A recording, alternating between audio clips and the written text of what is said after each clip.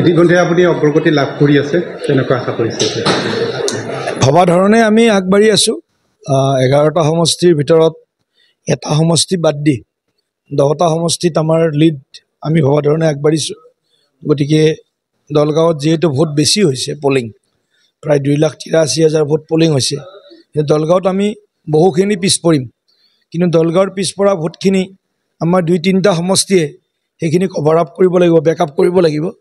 তো সৰ্বমুঠ আমাৰ যদি 11টা সমষ্টিৰ এটাত আমি পিছ পৰিলোঁ আৰু 10টাত আমি লিড ল'লোঁ, তাৰে 3টা সমষ্টিয়ে দলগাঁৱত যিটো আমি পিছ পৰিম সেইখিনি আমাৰ মেকআপ কৰিব পাৰিব।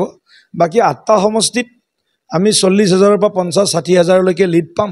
গতিকে সৰ্বমুঠ 4 লাখৰ ওচৰা-ওচৰি আমাৰ লিড হ'ব লাগে, এনেকুৱা এটা অনুমান কৰিছোঁ বৰ্তমান মুহূৰ্তত, কাৰণ এতিয়া আধা কাউণ্টিঙো হোৱা নাই আজিৰ এই মুহূৰ্তত।